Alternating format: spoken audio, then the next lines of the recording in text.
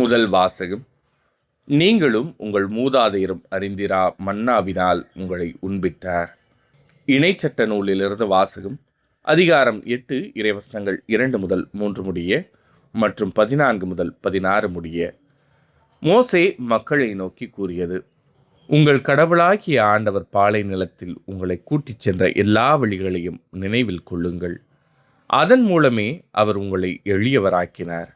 அவர்தம் கட்டளைகளை நீங்கள் கடைப்பிடிப்பீர்களோ மாட்டீர்களோ என உங்கள் உள்ள சிந்தனை அறிந்து கொள்ளவும் சோதித்தார். அவர் உங்களை எளியவராக்கினார், உங்களுக்கு பசியை தந்தார்.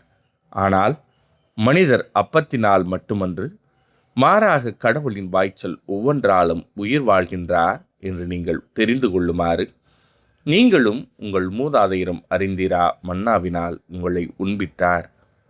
அடிமைத்தனத்தின் வீடாகிய எகிப்து நாட்டிலிருந்து உங்களை கூட்டி வந்த உங்கள் கடவுளாகிய ஆண்டவரை மறந்துவிட வேண்டாம். அவரே கொள்ளிவாய் பாம்புகளும் தேள்களும் நிறைந்த நீரற்று வறண்ட நிலமான பரந்த கொடிய பாலை நிலத்தில் உங்களை வழிநடத்தியவர். இறுகிய பாறையிலிருந்து உங்களுக்காக நீரை புறப்படச் செய்தவர். உங்கள் மூதாதையருக்கு தெரிந்திரா மன்னாவால் பாலைநிலத்தில் உங்களை உண்பித்தவர். இது ஆண்டவரின் அருள்வாக்கு. இறைவா, உமக்கு நன்றி. பதிலுரை பாடல். எருசலேமே ஆண்டவரை போற்றுவாயாக. எருசலேமே ஆண்டவரை போற்றுவாயாக. சியோனே உன் கடவுளை புகழ்வாயாக. அவர் உன் வாயில்களின் தாள்களை வலுப்படுத்துகின்றார். உன்னிடமுள்ள உன் பிள்ளைக்கு ஆசி வழங்குகின்றார். எருசலேமே ஆண்டவரை போற்றுவாயாக. அவர் உன் எல்லைப்புறங்களில் அமைதி நிலவச் செய்கின்றார். உயர்தர கோதுமை வழங்கி உன்னை நிறைவடையச் செய்கின்றார். அவர் தமது கட்டளையை உலகினுள் அனுப்புகின்றார். அவரது வாக்கு மிகவும் விரைவாய் செல்கின்றது. எருசலேமே ஆண்டவரை போற்றுவாயாக. யாக்கோபுக்கு தமது வாக்கையும் இஸ்ரேலுக்கு தம் நியமங்களையும் நீதி நெறிகளையும் அறிவிக்கின்றார். அவர் வேறெந்த இனத்துக்கும் இப்படி செய்யவில்லை. அவருடைய நீதி நெறிகள் அவர்களுக்கு தெரியாது. எருசலேமே ஆண்டவரை போற்றுவாயாக. இரண்டாம் வாசகம். அப்பம் ஒன்றே, ஆதலால் நாம் பலராயினும் ஒரே உடலாயிருக்கின்றோம். திருத்தூதர் பவுல் கொரிந்தியருக்கு எழுதிய முதல் திருமுகத்திலிருந்து வாசகம். அதிகாரம் 10 இறைவசனங்கள் 16 முதல் 17 முடிய. சகோதரர் சகோதரிகளே, கடவுளை போற்றி திருவிருந்து கிண்ணத்திலிருந்து பருகுகிறோமே, அது கிறிஸ்துவின் இரத்தத்தில் பங்கு கொள்ளுதல் அல்லவா? அப்பத்தை பிட்டு உண்ணுகிறோமே, அது கிறிஸ்துவின் உடலில் பங்கு கொள்ளுதல் அல்லவா?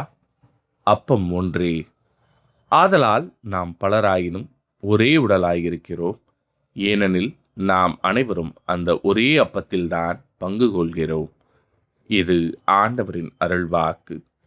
இறைவா, உமக்கு நன்றி. நற்செய்திக்கு முன் வாழ்த்துளி. அல்லேலூயா, அல்லேலூயா. விண்ணகத்திலிருந்து இறங்கி வந்த வாழ்வு தரும் உணவு நானே.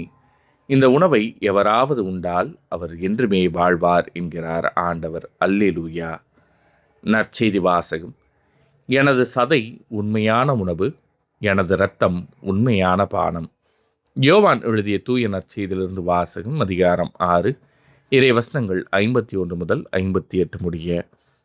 அக்காலத்தில் இயேசு யூதர்கள் கூட்டத்தை நோக்கி கூறியது: விண்ணகத்திலிருந்து இறங்கி வந்த வாழ்வு தரும் உணவு நானே. இந்த உணவை எவராவது உண்டால் அவர் என்றுமே வாழ்வார். எனது சதையை உணவாக கொடுக்கிறேன், அதை உலகு வாழ்வதற்காகவே கொடுக்கிறேன். நாம் உண்பதற்கு இவர் தமது சதையை எப்படி கொடுக்க இயலும் என்ற வாக்குவாதம் அவர்களிடையே எழுந்தது. இயேசு அவர்களிடம், உறுதியாக உங்களுக்கு சொல்கிறேன், மானிட மகனுடைய சதையை உண்டு அவருடைய இரத்தத்தை குடித்தாலொழிய நீங்கள் வாழ்வு அடைய மாட்டீர்கள். எனது சதையை உண்டு என் இரத்தத்தை குடிப்பவர் நிலை வாழ்வை கொண்டுள்ளார். நானும் அவரை இறுதி நாளில் உயிர்த்தெழச் செய்வேன். எனது சதை உண்மையான உணவு, எனது இரத்தம் உண்மையான பானம். எனது சதையை உண்டு எனது இரத்தத்தை குடிப்போர் என்னோடு இணைந்திருப்பர், நானும் அவர்களோடு இணைந்திருப்பேன். வாழும் தந்தை என்னை அனுப்பினார், நானும் அவரால் வாழ்கிறேன்.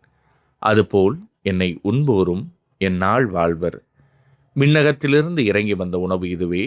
இது நம் முன்னோர் உண்ட உணவு போன்றது அல்ல. அதை உண்டவர்கள் இறந்து போனார்கள். இவ்வுணவை உண்போர் என்றும் வாழ்வர். இது ஆண்டவரின் அருள்வாக்கு. கிறிஸ்துவே உமக்கு புகழ்.